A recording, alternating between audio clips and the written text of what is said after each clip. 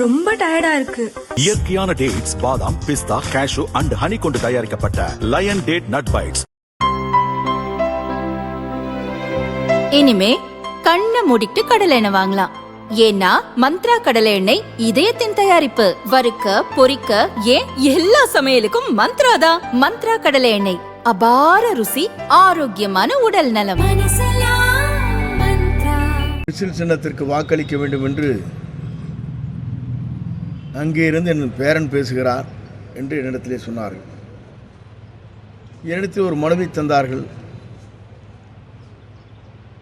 என்னுடைய கணவனுக்கு வந்த முதியோர் உதவித்தொகை மாற்றி எனக்கு வழங்க வேண்டும் என்ற கோரிக்கை கொடுக்கிற போது தான் இந்த கருத்தை அவர்கள் சொன்னார்கள். நான் எதற்காக இதை சொல்கிறேன் என்று சொன்னால், தமிழ்நாட்டில் இருக்கிற மக்கள் மட்டுமல்ல, தமிழ்நாட்டிலிருந்து பல்வேறு நாடுகளில் சென்று பணியாற்றக்கூடிய இளைஞர்கள், இளம்பெண்கள் அத்தனை பேரும் ஒருமித்த கருத்தாக தமிழகம் ஒரு எதிர்காலத்தை நோக்கி பயணங்களை மேற்கொள்ள வேண்டும் என்ற நோக்கத்தோடு ஒரு புதிய இயக்கம் புத்துணர்வு பெற்று எல்லா தியாகங்களையும் செய்துவிட்டு உச்சத்திலே திரைப்படத்தில் இருந்தாலும் கூட அந்த வருகின்ற வருவாய் எனக்கு தேவையில்லை என்று தூக்கி எறிந்துவிட்டு மக்கள் பணியாற்றக்கூடிய ஒரு தலைவர் இந்தியாவிலே தமிழக வெற்றிக் கழகத்துடைய தலைவரை தவிர யாரும் இல்லை என்பதை நாட்டு மக்கள் உணர்ந்த காரணத்தின் அடிப்படையிலே தான் இந்த கருத்துக்களை வெளிப்படுத்தி இருக்கிறார். என்டிஏ கூட்டணியை பொறுத்தவரையிலும் சிறப்பான முறையிலே இன்று வரையில் அவர்களால் திராவிட முன்னேற்றக் கழகத்தை வீழ்த்த முடியவில்லை. 4 பொதுத் தேர்தல்கள், உள்ளாட்சி தேர்தல்கள் 10 முறை தோல்வியை கண்டார்களே தவிர ஒரு முறை கூட வெற்றி பெற முடியவில்லை. ஆகவே அவர்களுக்கு போடுகின்ற வாக்கு நோட்டாவுக்கு போடுகிற வாக்கை போல தான் இருக்கும்.